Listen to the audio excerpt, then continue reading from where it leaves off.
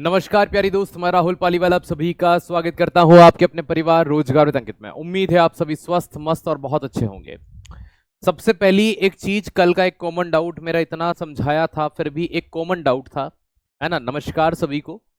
एक जो कॉमन सबसे बड़ा डाउट था कि सर ठीक है, हमारा एक डाउट है वो क्या होगा। तो सबसे पहली चीज AWO और TPO कि इसका जो सिलेबस है वो क्या होगा, पहला डाउट। और दूसरा इसकी क्लास। कल मैंने आपको एक चीज बताई थी, एक कॉमन डाउट था आपका। मैंने कल लगभग 30-35 आपके टेक्स्ट देखे, उनमें एक कॉमन डाउट जो सबसे था वो यही था। ठीक है, अगर आप सभी दोस्त जुड़ चुके हैं और आपका ये कॉमन डाउट था, वेरी गुड आफ्टरनून, नमस्ते। नमस्ते, मैं बिल्कुल ठीक हूं, बिल्कुल जोरदार जबरदस्त और मस्त हूं, बिल्कुल आप ही की तरह। ठीक है, हेलो। तो एक ये कॉमन डाउट, एक चीज, एक तो ये डाउट हो गया आपका सबसे पहले, है ना। एक दूसरा डाउट कि सर क्या हम यहां जो केमिस्ट्री पढ़ रहे हैं,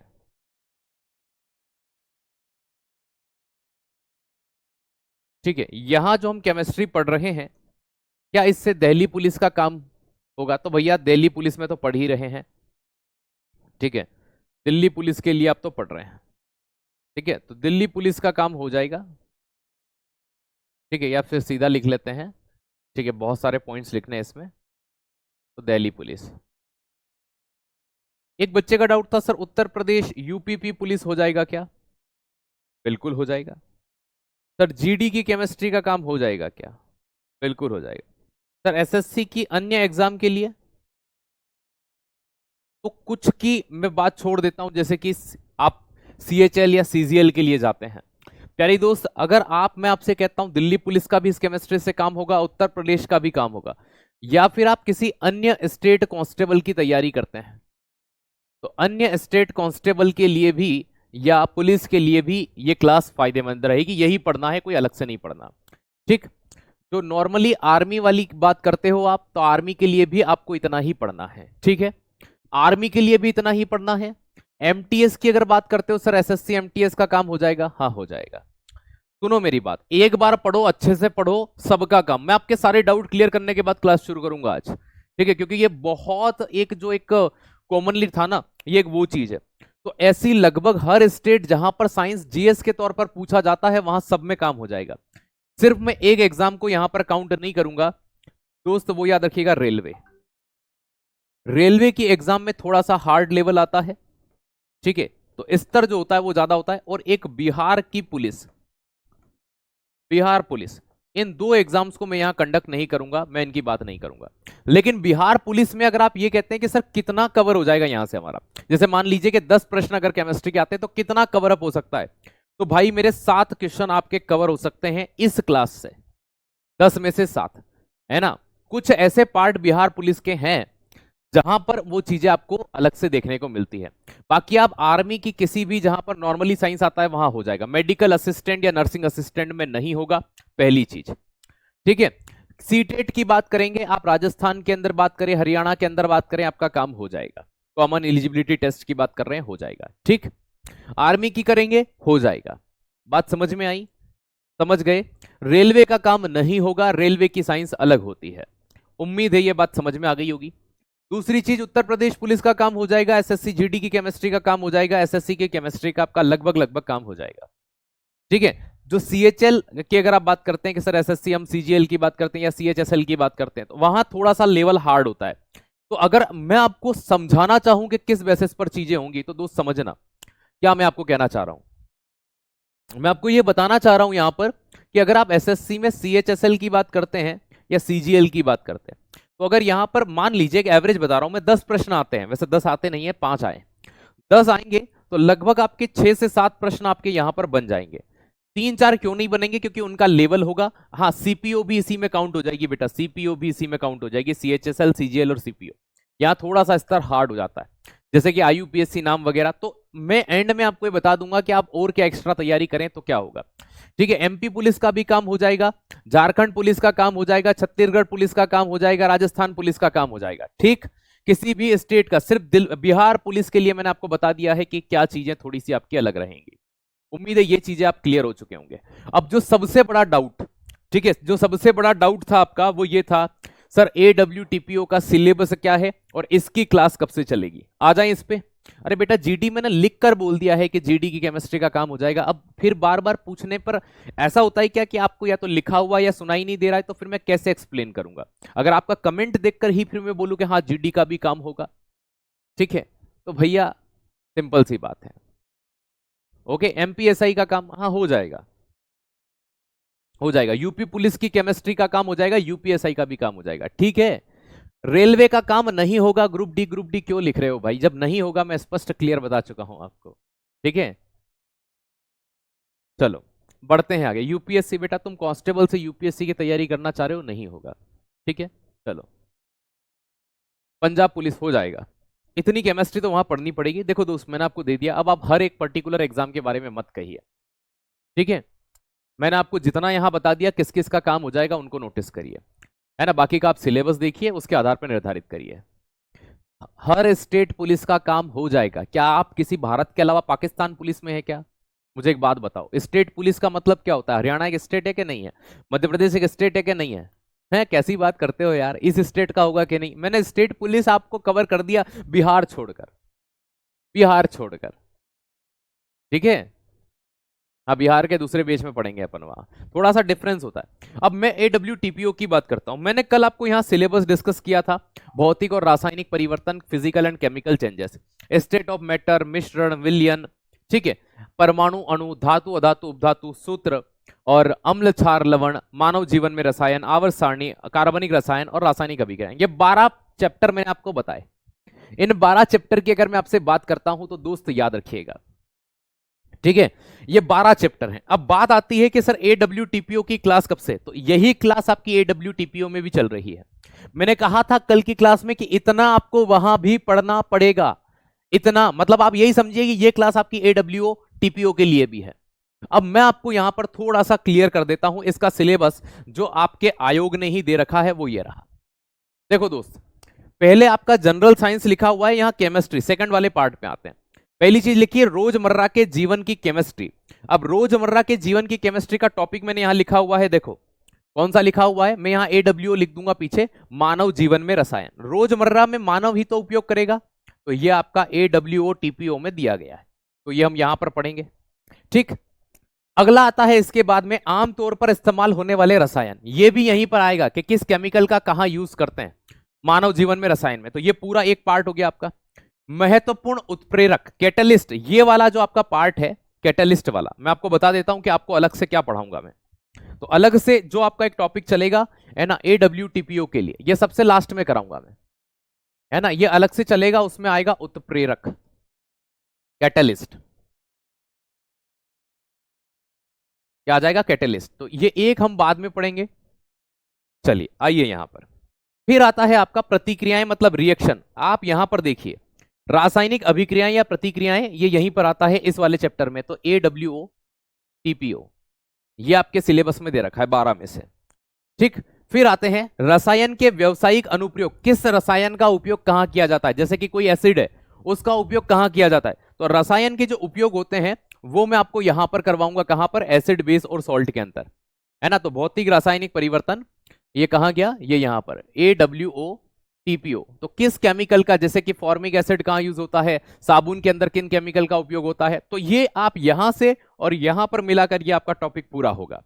सुन लो मेरी बात अच्छे से, समझ लो, उसके बाद कमेंट करना। मैं वैसे भी नहीं देख रहा हूं, मैं आपको एक्सप्लेन कर रहा हूं, सिलेबस एक्सप्लेन कर रहा हूं मैं आपका। ठीक है, दूसरी चीज, ठीक है, यहां आइएगा। दूसरी चीज मैंने आपको क्या बताई भैया, इसके बाद में रासायनिक और भौतिक परिवर्तन लिखा है, भौतिक और रासायनिक परिवर्तन, physical and chemical changes, chemical and physical changes लिखा हुआ है कि नहीं, ये टॉपिक था आपका कल का, भौतिक और रासायनिक परिवर्तन, ये टॉपिक आपका चल रहा है अभी। ठीक है, बस इसको डिस्कस करने के बाद पढ़ाऊंगा। इसको डिस्कस करने के बाद पढ़ाऊंगा, क्योंकि ये डाउट क्लियर नहीं होगा तो एक चीज ये बनी रहेगी आपकी। तो एडब्ल्यूओ टीपीओ, एडब्ल्यूओ टीपीओ में ये टॉपिक आपका दे रखा है। ठीक बेटा, आर्मी में पढ़ रखा है, यहां पढ़ने की जरूरत है कि नहीं? मैंने कहा इस क्लास से कवर हो जाएगा। मुझे नहीं पता कि आपने पहले क्या पढ़ रखा है क्या नहीं पढ़ा, आपको ये क्लास करनी है, बाकी आपकी इच्छा है। मुझे आता है तो वो आपकी आपकी इच्छा है, आपकी दिक्कत है ना। मैंने वो पढ़ रखा है, मैंने ये कर रखा है। दोस्त मुझे नहीं पता ना आपने क्या पढ़ रखा है, आपको कितना आता है। मुझे ये पता है कि जो मैं कराऊंगा वो आपके पेपर के लिहाज से कराऊंगा, मुझे मेरा पता है, आपका नहीं। ठीक है, आइए यहां पर, यहां देखिएगा अगला आता है। फिर इसके बाद में क्या? ठीक है, अम्ल, गंधक अम्ल, हाइड्रोक्लोराइड अम्ल, है ना। इन अम्लों के आधार पर जो प्रश्न होते हैं उनकी बात कर रहे हैं। Definition basis of acid. तो ये देखो यहां पर, ये अम्ल, क्षार और लवण, यहीं पर बात हो रही है एसिड और बेस की। इसमें हम एसिड के टाइप पढ़ेंगे। ये हो गया आपका, समझे। अगला फिर यहां पर क्या आता है? परमाणु संख्या, तत्व और उनके प्रतीक। परमाणु संख्या, एटॉमिक नंबर, ये आपकी पीरियोडिक टेबल में आते हैं सारे के सारे। ठीक है, और बचा हुआ परमाणु की बात कर रहा है, परमाणु और अणु की। तो ये रहा आपका, यहां पर बात करेंगे बाकी की। परमाणु क्या होता है, अणु क्या होता है, कुछ डेफिनेशन आप यहां पर पढ़ेंगे। फिर आते हैं इस साइड में, अगली चीज क्या आती है? परमाणु संख्या, तत्व और उनके प्रतीक हो गए, इलेक्ट्रो रसायन। बस ये दो पार्ट आपको मैं अलग से कराऊंगा।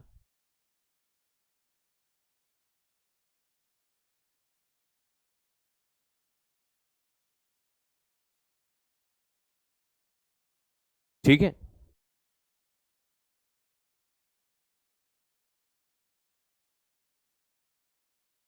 इनको अंत में पढ़ेंगे जब 12 टॉपिक आपके पूरे हो जाएंगे। ये 12 टॉपिक आपके कंप्लीट हो जाएंगे। ठीक है, तो इन 12 टॉपिक को आपको पढ़ना है। ऑर्गेनिक केमिस्ट्री के अंदर भी आप वो पढ़ेंगे मानव जीवन में किन रसायनों का उपयोग करते हैं।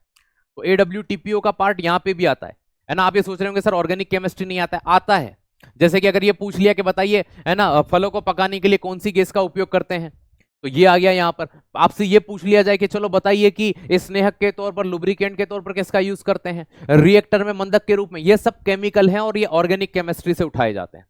क्या अब आपके एडब्ल्यूटीपीओ वाले बच्चे बताइए कि आपका डाउट क्लियर हो गया? अब मुझे बस ये बता दो कि जो एडब्ल्यूटीपीओ वाले बच्चे थे कल, क्या आपका डाउट क्लियर हो गया कि सर हमारा सिलेबस क्या रहेगा, हमारी क्लास कैसी रहेगी? बस कमेंट सेक्शन में मुझे एक चीज चाहिए, हाँ ये क्लास सफिशिएंट रहेगी।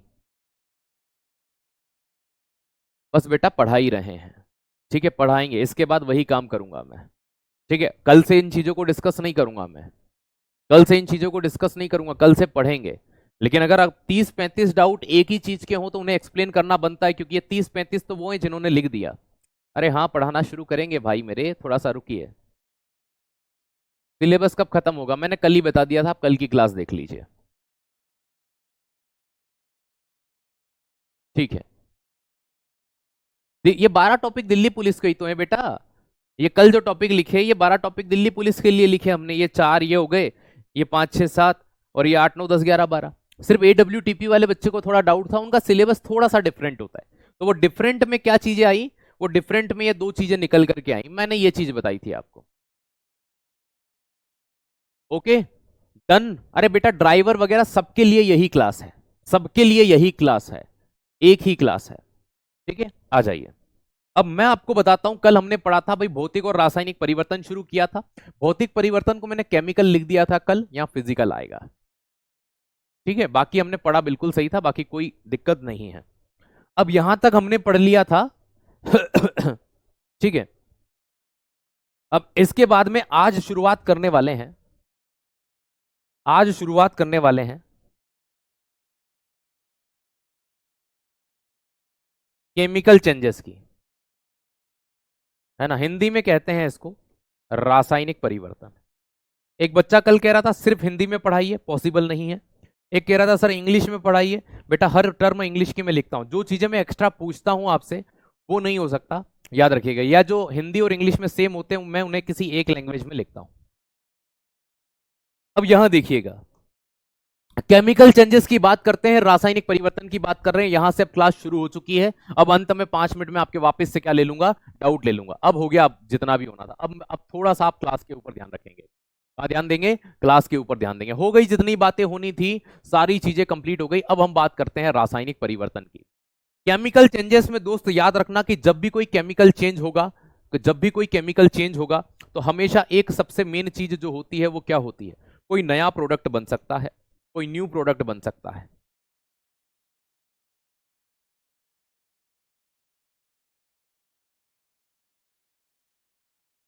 ठीक है, नया पदार्थ बनता है।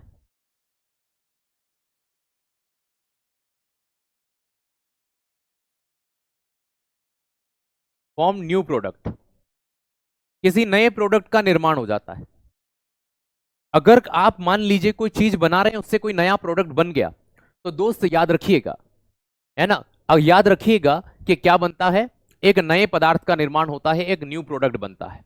तो एक नए पदार्थ का निर्माण होता है, एक नया प्रोडक्ट बनता है, किसकी बात कर रहे हैं हम, तो रासायनिक परिवर्तन की। जैसे कि अगर मैं दोस्त आपसे यह कहता हूं कि आपके पास में दूध था, क्या था, दूध था, मिल्क था, इस दूध से क्या बन गया, दही का बनना, दही या कर्ड बन गया, तो दही का बनना।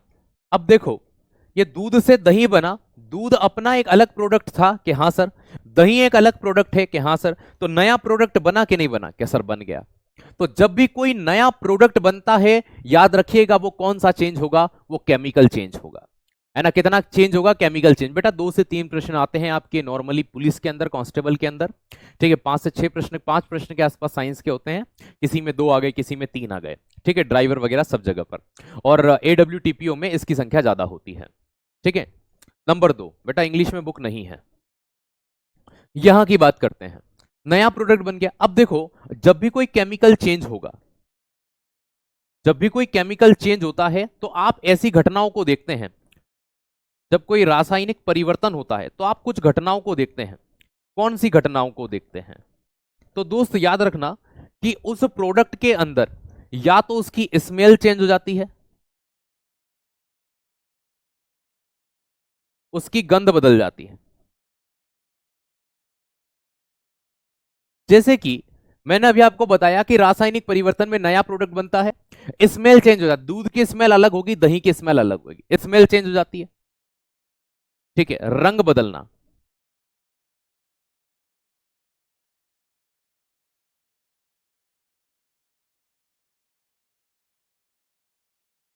कलर का चेंज होना, रासायनिक परिवर्तन, जैसे लोहे में जंग लगा, लोहे में जंग लगा तो दोस्त याद रखिएगा, है ना, तो दोस्त याद रखना, कलर बदल जाता हो, कलर बदल जाए तो यही चीज होगी, है ना। तो रंग बदलना, कलर बदलना, है ना, ये नॉन रिवर्सिबल होते हैं,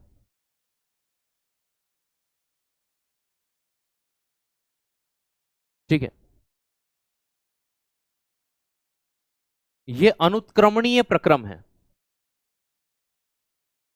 अनुत्क्रमणीय का मतलब क्या होता है, जैसे कि अगर दूध का दही बन गया तो दही से वापस दूध नहीं बन सकता, तो नॉन रिवर्सिबल होते हैं।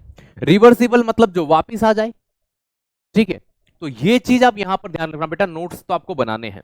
तो पहली चीज मैंने बताई कि कोई भी नया प्रोडक्ट नहीं बनता, सबसे मेन चीज क्या बदल जाती है, स्मेल चेंज हो जाए, कलर बदल जाए, रंग बदल जाए। तो ये घटनाएं जो आपको देखने को मिल रही है, ये क्या होती है, तो दोस्त याद रखना, ऐसी कंडीशन में भी हमें यहां पर जो चेंज दिखाई देता है, वो चेंज कौन सा होता है, केमिकल चेंज होता है। आपने अभी 2 पॉइंट पढ़े, मैं तीसरा पॉइंट आपको और बताता हूं। कभी आपको अगर मान लीजिए केमिकल चेंज की बात की जाए, अगर वहां पर ऊष्मा उत्पन्न हो जाए, ऊष्मा का मतलब हीट, जैसे कि आग लग जाए किसी के अंदर, लकड़ी का जलना, है ना, आग का जलना, भाई आग कहीं पर जल रही है, जैसे मोमबत्ती जल रही है, ऊष्मा हीट हो जाए, या फिर वो चीज कभी लाइट जनरेट कर दे, प्रकाश उत्पन्न कर दे, वो खुद करनी चाहिए।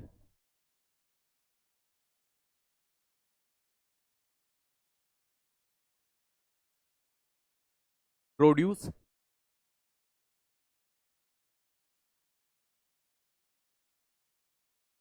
लाइट एंड हीट, ये हो जाए, ऐसी अगर चीजें देखने को मिलती है ना, तो दोस्त याद रखना वो कैसा होता है, वहां पर जो चेंजेस होते हैं वो नॉन रिवर्सिबल के तौर पर हम जानते हैं। और क्या पढ़ सकते हो आप यहां पर नंबर 4 पर, ठीक है। जैसे अभी आपने एक देखा, न्यू प्रोडक्ट बन जाए, नया पदार्थ बन जाए, रासायनिक परिवर्तन, वो अपना रंग बदल ले, वो अपनी गंध बदल ले, ये नॉन रिवर्सिबल होते हैं, अनुत्क्रमणीय होते हैं। लाइट या फिर क्या जनरेट हो जाए, प्रकाश उत्पन्न हो जाए, ये घटना हो सकती है। तो ये जो घटनाएं आपने यहां पर देखी, तो दोस्त ये चीजें यहां पर होती हैं। क्या सर अवस्था बदल सकती है, रूप बदल सकता है? बिल्कुल, चेंज इन स्टेट, ये अपनी अवस्था को बदल सकता है।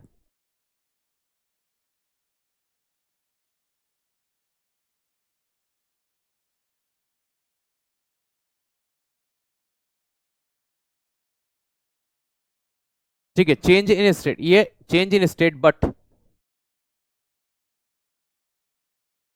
Non reversible.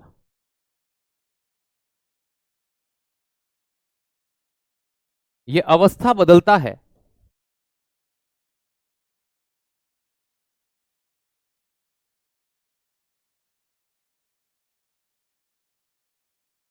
लेकिन पुनः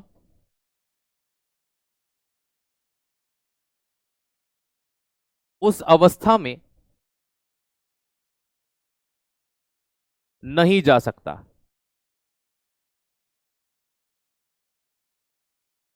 यह अवस्था बदलेगा लेकिन वापस से उस कंडीशन में नहीं जा सकता। तीसरा समझ में नहीं आया, अभी आपको समझाते हैं कैसे समझ में नहीं आया। देखो दोस्त, आपने लकड़ी देखी होगी, क्या सर देखिए लकड़ी, ठीक है, देखिए ना लकड़ी। तो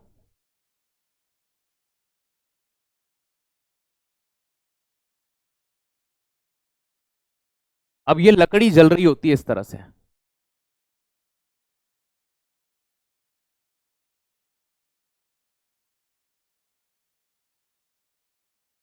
अब ये जहां आग लगी हुई है,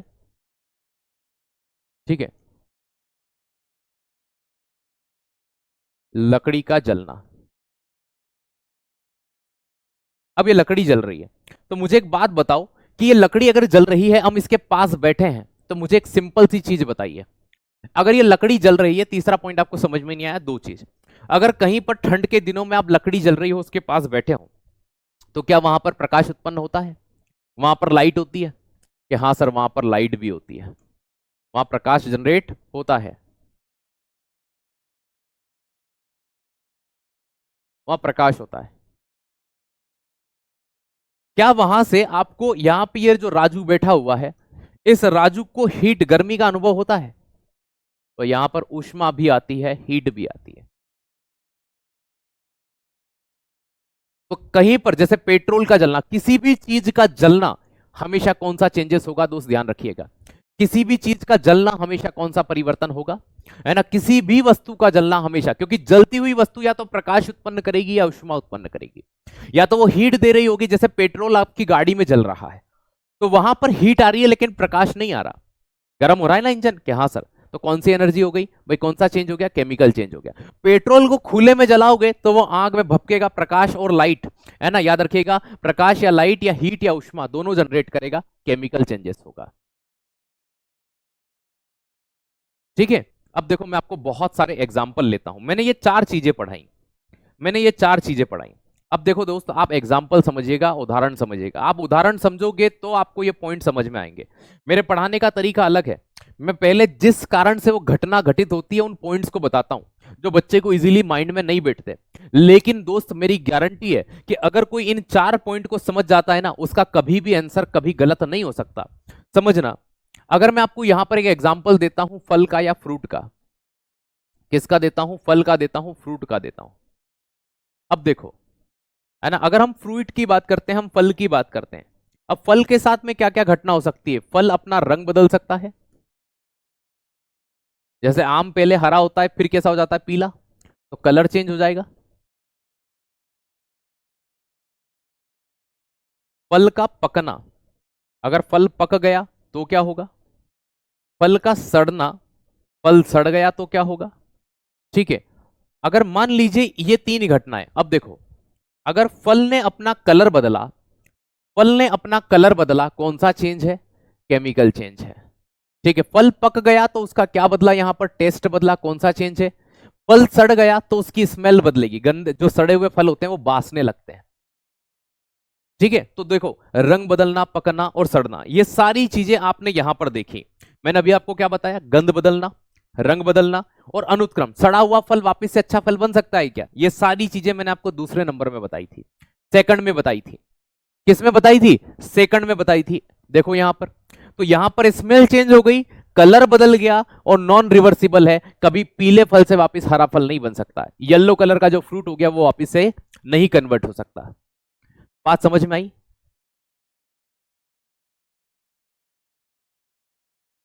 अरे भाई ये लो पूरा लिख देते हैं एक, ठीक है, वहां ऊपर लिख दिया है, नीचे में शॉर्ट टर्म लिख देता हूं, लेकिन आपको ऐसा लगता है कि नहीं हमें तो, अगर आप अधूरा लिखोगे तो नहीं समझ में आएगा, तो मैं पूरे वर्ड लिख दूंगा, कोई बात नहीं।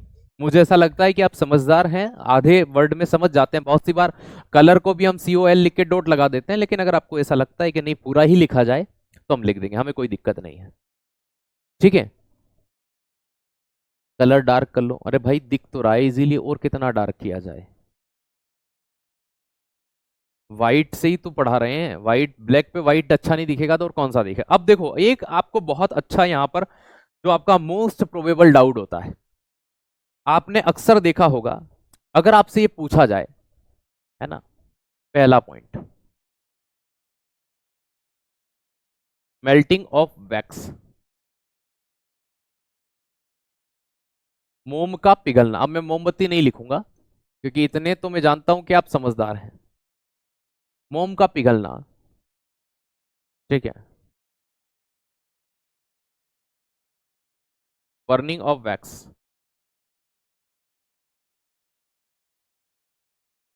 मोम का जलना। अब देखो, जब भी मोम मेल्ट होती है, पिघलती है, तो ये फिजिकल चेंज है, और मोम अगर जल रही है तो केमिकल चेंज है। अब यहां पर समझना, कभी भी ये दो पॉइंट पूछे कि मोम का पिघलना कौन सा है, मोम का जलना कौन सा है, लेकिन कभी इस तरह से प्रश्न आ जाए, है ना, कि जैसे कि ये मोमबत्ती है, ये वैक्स है आपका,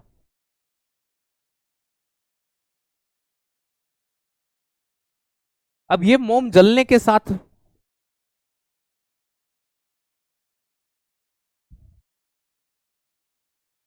इस डायरेक्शन में अगर आप मोम को देखोगे तो ये यहां से इस तरह से मेल्ट हो रही होती है, ठीक है। अब ये यहां पर क्या उत्पन्न कर रही है, इस डायरेक्शन में अगर आप देखोगे तो जलती हुई मोमबत्ती लाइट उत्पन्न करती है, लाइट या प्रकाश जनरेट करती है, थोड़ी बहुत हीट या ऊष्मा भी देती है। इसलिए जलती हुई मोमबत्ती, मोम का जलना, मोम का जलना दोस्त याद रखिएगा, है ना, ये कौन सा परिवर्तन हो गया? अब यहां साइड में देखो, ये साइड में ये क्या हो रही है, मेल्ट हो रही है। अब कुछ बोलेंगे सर मेल्ट क्यों लिखा, मेल्टिंग लिखी है, ये मेल्टिंग लिख दिया, गलना या पिघलना लिख लीजिए,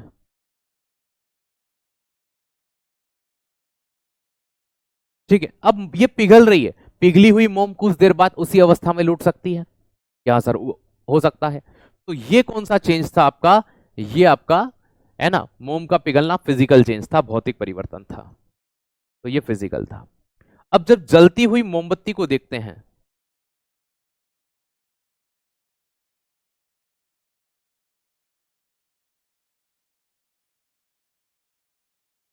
मैंने क्या बोला, जलती हुई में, मैंने मोम का जलना नहीं बोला, जलती हुई, जलती हुई को अगर आप गौर से देखेंगे तो जलती हुई मोमबत्ती पिघल भी रही होती है, जलती हुई बोला है, क्या बोला है, जलती हुई। मोम का जलना इट्स ओनली केमिकल चेंज, लेकिन जलती हुई मोमबत्ती को अगर आप देखोगे तो वो साथ में पिघल भी रही होती है और प्रकाश और ऊष्मा भी उत्पन्न कर रही होती है, तो यहां पर आपका दोनों चेंज हो जाते हैं, फिजिकल प्लस केमिकल, दोनों चेंज हो जाते हैं।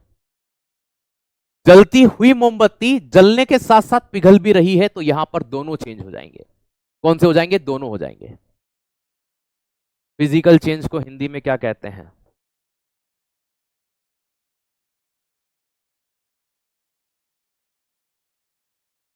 भौतिक परिवर्तन, रासायनिक परिवर्तन,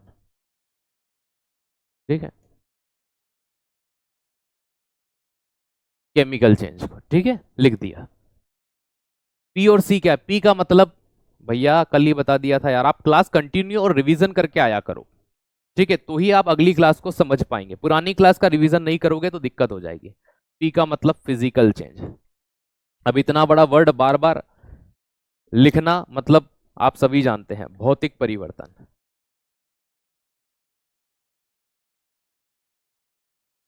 और सी का मतलब केमिकल चेंज।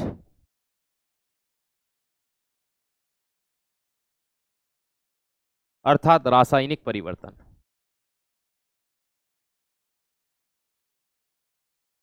अब एक वर्ड जो आपको बड़ा कंफ्यूज करता है दोस्त, वो आता है कैम्फर, कपूर। अब कपूर का उड़ना और कपूर का जलना। देखो कपूर अगर उड़ता है ना, तो कपूर का उड़ना, अगर कपूर ठोस होता है, सॉलिड होता है, तो सॉलिड से सीधा किस में चला जाता है, गैस में। और सॉलिड से गैस में जाने की घटना को क्या कहते हैं, सब्लिमेशन। ये कल मैं पढ़ा चुका हूं, हिंदी में ऊर्ध्वपातन।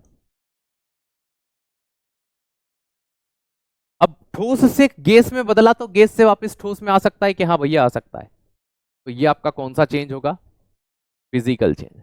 कपूर जल गया, कोई चीज जलती है तो वो हमेशा कौन सा चेंज होती है, केमिकल चेंज होती है। कौन सा चेंज होती है, केमिकल चेंज होती है।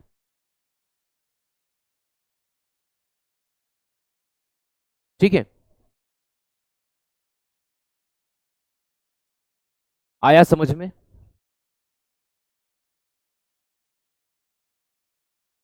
क्यों ऐसे बच्चे की तरह समझा रहे हैं, क्यों आप बच्चे नहीं है क्या, आप बच्चे नहीं है क्या, आप स्टूडेंट नहीं है क्या। आइए, अब हम कुछ नहीं कर सकते ना भाई। 50 बार अगर कोई कॉपी पेस्ट कर देगा और ऐसी चीजों को कहेगा जो ऑब्वियसली बात है। चलिए अब मैं यहां पे बात करता हूं खाने की। ठीक है, आप पी और सी में जवाब देना बस। जो फूड होता है मैं उसकी बात कर रहा हूं। खाने का पकना, खाने का पचना, खाने का सड़ना, कौन सा परिवर्तन होता है। तो खाने का पकना, केमिकल चेंज। खाने का डाइजेशन होना, केमिकल चेंज। खाने का सड़ना, केमिकल चेंज। ठीक है, खाने को कुक करना, पचना मतलब डाइजेस्ट करना। ठीक है, सड़ना मतलब सीधी सी बात है, आप जानते ही हैं।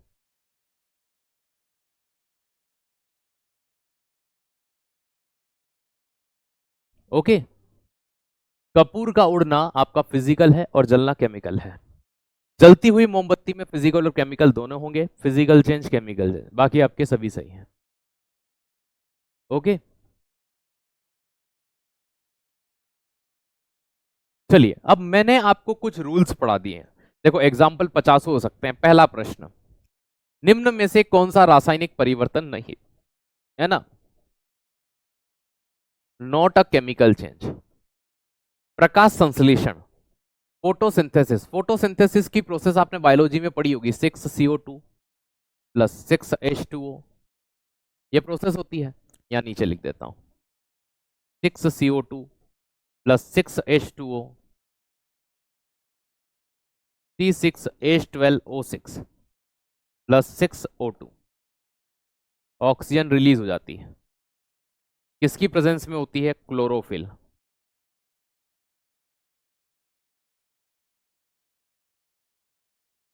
और साथ में क्या होता है, मैग्नीशियम आयन। और क्या होता है, सनलाइट। अब ये तो केमिकल रिएक्शन सामने ही दिख रही है, ये तो केमिकल रिएक्शन आपको सामने ही दिख रही है पूरी के पूरी। ठीक है, अब अगर ये केमिकल रिएक्शन दिख रही है तो भैया सीधी सी बात है कि ये केमिकल रिएक्शन है तो ये केमिकल चेंज होगा। बहुलीकरण या पॉलीमराइजेशन क्या होता है, सी जवाब आ रहे हैं अधिकतर के। पॉलीमराइजेशन में छोटे छोटे कण आपस में जुड़ते हैं, तो ये भी एक प्रकार का क्या होता है, केमिकल चेंज होता है, क्योंकि इसमें भी केमिकल रिएक्शन होगी। उबलता हुआ पानी, पानी अगर उबल रहा है तो ठंडा हो जाएगा, है ना, तो ऑब्वियसली बात है सही आंसर क्या हो जाएगा। ठीक है, बॉइलिंग वाटर। कंबल्शन, दहन। दहन का मतलब होता है किसी वस्तु का ऑक्सीजन की उपस्थिति है ना, में जलना। अब कोई चीज जल रही है मतलब दहन है।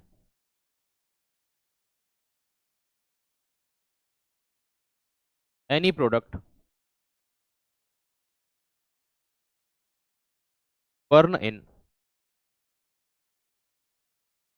Presence of oxygen. तो ऑक्सीजन की उपस्थिति में जलना क्या कहलाता है? तो दोस्त कंबंशन कहलाता है। और किसी वस्तु का जलना कौन सा परिवर्तन होता है?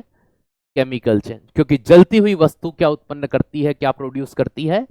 तो भैया सीधी सी बात है, हीट और ऊष्मा को। बेटा मैं इसी स्पीड से चलूंगा, ना जल्दी चलूंगा ना धीमे चलूंगा, ठीक है। तो भैया क्योंकि दहन का मतलब जलना हुआ, और जलती हुई वस्तु क्या उत्पन्न करती है, मैं आपको रूल पढ़ा के आया हूं, दोस्त याद रखना क्या पढ़ा के आया हूं, कि कहीं ऊष्मा और प्रकाश उत्पन्न हो जाए वो हमेशा केमिकल चेंज होता है। तो डी आपका यहां पर सही जवाब होगा। नेक्स्ट, रासायनिक परिवर्तन का उदाहरण है जल का जमना। अगर कोई लिक्विड कन्वर्ट हो जाता है किसके अंदर? सॉलिड के अंदर, तो ये एक फिजिकल चेंज है। कौन सा चेंज है? फिजिकल चेंज है, ठीक है। मेल्टिंग ऑफ शुगर, चीनी अगर पिघल जाएगी तो वो वापस से सॉलिड बन सकती है, फिजिकल चेंज है। दूध का खट्टा होना, दूध अगर खट्टा हो गया तो दूध का क्या बदल जाएगा? टेस्ट बदल जाएगा। क्या बदलेगा? मिल्क का। तो मिल्क का जो टेस्ट होता है ना, तो वो टेस्ट चेंज हो जाएगा। और टेस्ट का चेंज होना, स्वाद का बदलना, अगर किसी वस्तु का स्वाद बदल जाए तो स्वाद का बदलना क्या होता है? तो दोस्त स्वाद का बदलना जो होता है वो केमिकल चेंज होता है। क्या होता है? केमिकल। लवण का क्रिस्टल, भाई जैसे नमक का क्या होता है? क्रिस्टलाइजेशन ऑफ सॉल्ट, है ना। नमक का, लवण का, जैसे पानी के अंदर नमक घुला हुआ था, आपने पानी को गर्म किया, नमक बच गया। तो नमक तो भैया घोल लोगे तो भी खारा होगा, और सॉलिड तौर पर भी खारा होगा। तो ये आपका कौन सा परिवर्तन होता है? फिजिकल होता है। कौन सा होता है? फिजिकल होता है। Option number C is the right answer. Next, जंग का रासायनिक नाम क्या है? देखो दोस्त, जब भी आपसे रस्ट के बारे में पूछा जाए, जंग के बारे में पूछा जाए, रस्ट के बारे में पूछा जाए, तो रस्ट से 3-4 प्रश्न बनते हैं। रस्टिंग कौन सी प्रोसेस होती है? तो ध्यान रखना, रस्टिंग जो होती है, जंग लगना जो प्रोसेस होती है, जंग लगना एक चेंज है, क्योंकि इसमें कलर बदलता है, और कलर बदलता है इसलिए ये आपका केमिकल चेंजेस होता है। कौन सा होता है? Chemical change. जंग लगने पर याद रखना, ठीक है, रस्ट होने पर, जंग लगने पर वजन जो होता है ना, वो वजन जो होता है वो बढ़ेगा। कि सर वजन क्यों बढ़ेगा? क्योंकि नमी को अवशोषित करता है। तो जंग लगने पर वजन या वेट जो होता है ना, इंक्रीज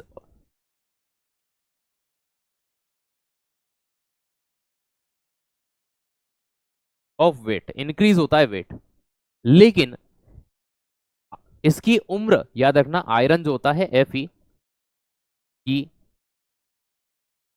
एज या उम्र घटती है। लोहा धीरे धीरे रस्ट होकर के सड़ेगा, तो उम्र घटती है लेकिन वजन बढ़ता है। उम्र घटती है लेकिन वजन, दोस्त याद रखिएगा, बढ़ता है। अगली बात करते हैं दोस्त, याद रखना, रस्टिंग से बचाने के लिए जिंक की लेयर चढ़ाते हैं।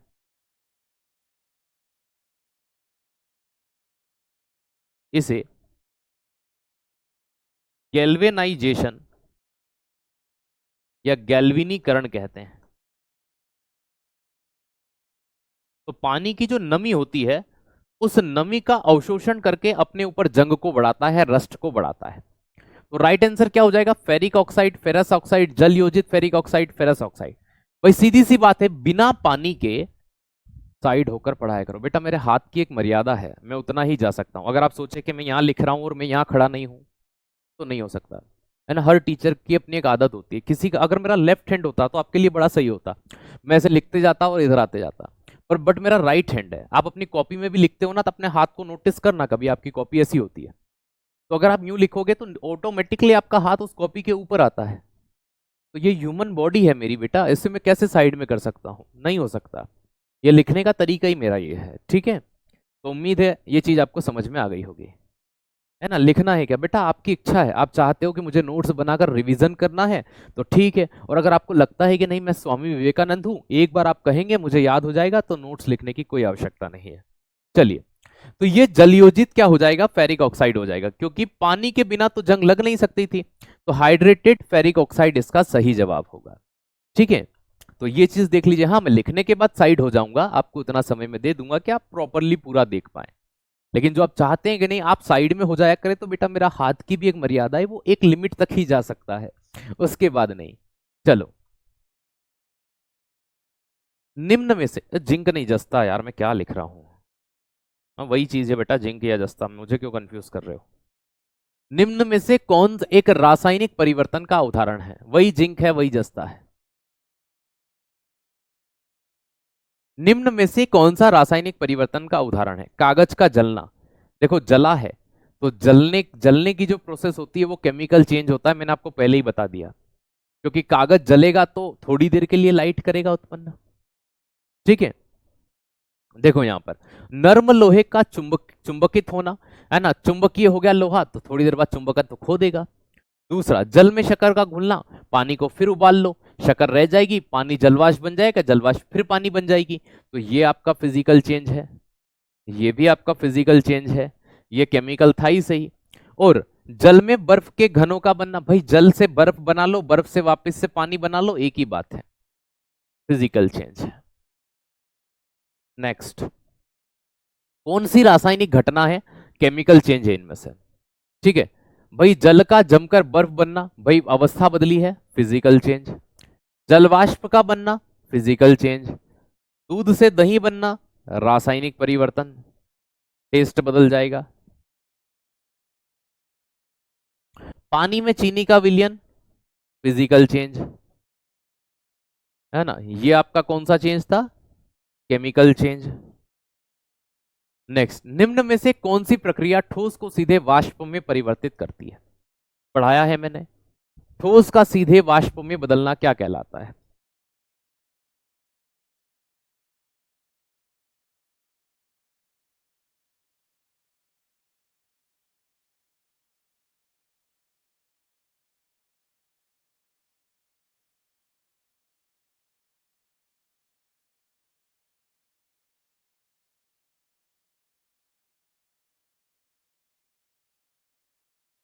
नीछेपन,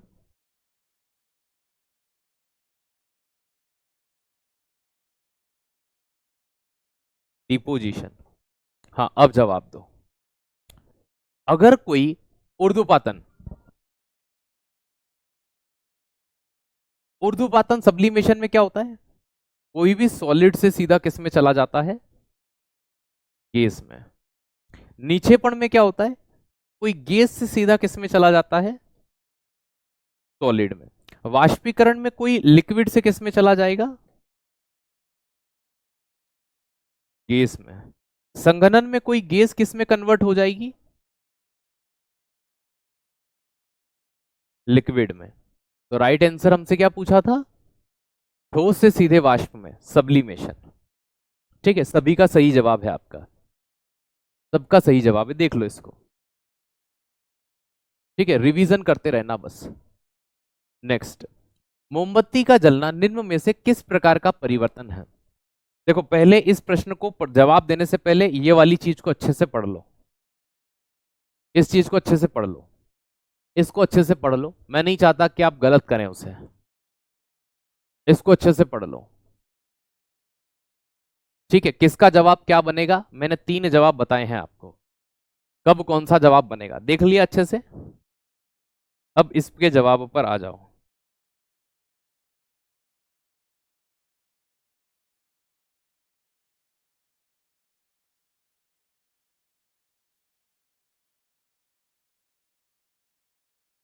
बताइए।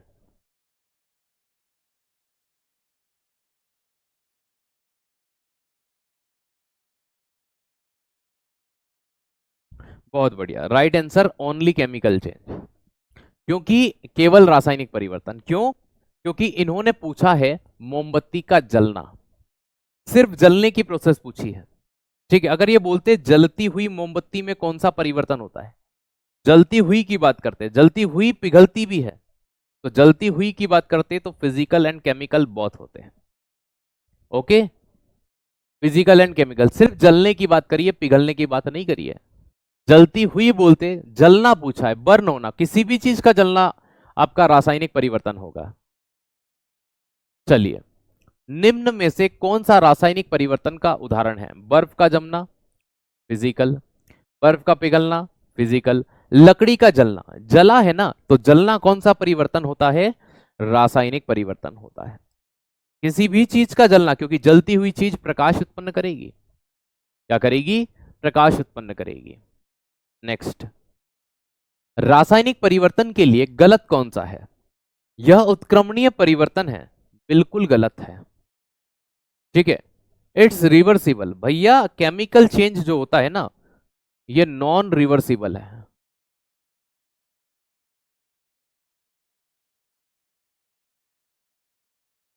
नॉन रिवर्सिबल है, अनुत्क्रमणीय है, अनुत्क्रमणीय है, नॉन रिवर्सिबल है।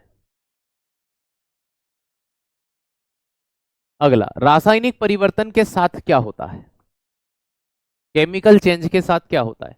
नए प्रकार के पदार्थ का निर्माण होता है, बिल्कुल सही है। नया प्रोडक्ट बनता है।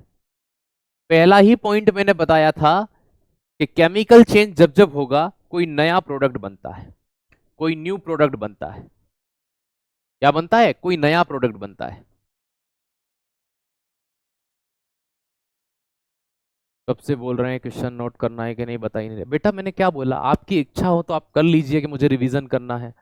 हर चीज मैंने नोट्स तो बनाना ही है, क्वेश्चन नोट करना है नहीं करना है, ये आपकी इच्छा है। ठीक है, रासायनिक परिवर्तन नहीं है भाई। पानी का उबलना, बॉइलिंग ऑफ वाटर, ये नहीं होगा। जलना, दूध का खट्टा होना, कोयले का जलना। जलना हमेशा केमिकल चेंज होगा, केमिकल होगा, केमिकल होगा। ये आपका फिजिकल होगा। ठीक है, नेक्स्ट, निम्न में से कौन सी रासायनिक अभिक्रिया नहीं है? रासायनिक अभिक्रिया नहीं है मतलब कि वो फिजिकल होगी। लोहे में जंग लगना, केमिकल। पानी का भाप बनना, पानी जो है वो जलवाष्प में बदला है, तो ये कौन सा चेंज होता है? ये फिजिकल चेंज होता है। दूध का दही, केमिकल। कोयले का जलना, केमिकल। इसी के साथ आपके एमसीक्यू कंप्लीट हुए। आउट ऑफ 12 आपके कितने सही हुए? कमेंट सेक्शन में बताइए जल्दी से। 18 में से आपके सही कितने हुए?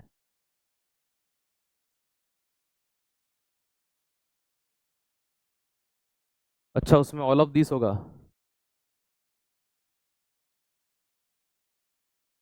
हाँ, इसमें नीचे पढ़ा ही नहीं अपन ने। उपयुक्त सभी होगा इसमें, ऑल ऑफ दिस होगा।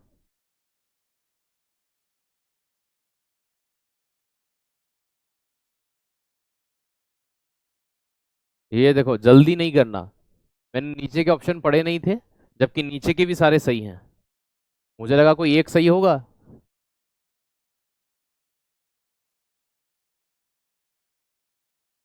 चलिए, ऑप्शन डी सही होगा, ऑल ऑफ दिस।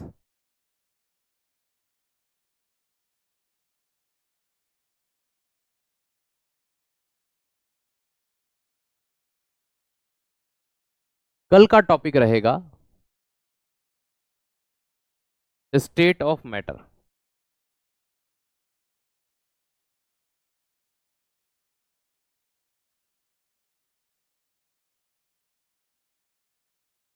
पदार्थ की अवस्था। थैंक यू भाई।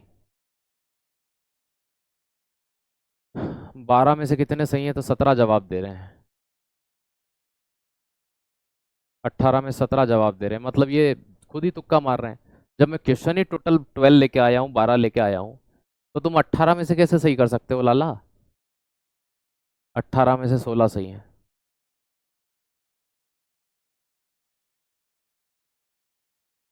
हैं?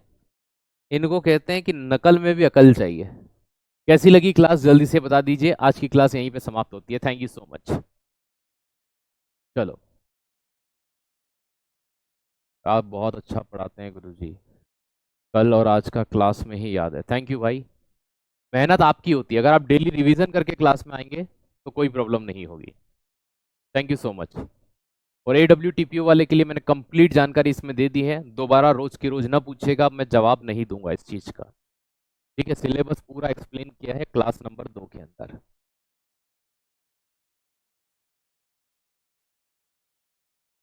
इंग्लिश में भी बेटा, कौन सी चीज इंग्लिश में नहीं लिखी? क्या पूछना है आपको इंग्लिश में, बताओ मुझे। अब आप ये बोल रहे हो कि आप बोलो भी इंग्लिश में ही, तो वो पॉसिबल नहीं है। ठीक है, हम जितना लिमिटेड हो सकता है उतना दोनों बोल रहे हैं।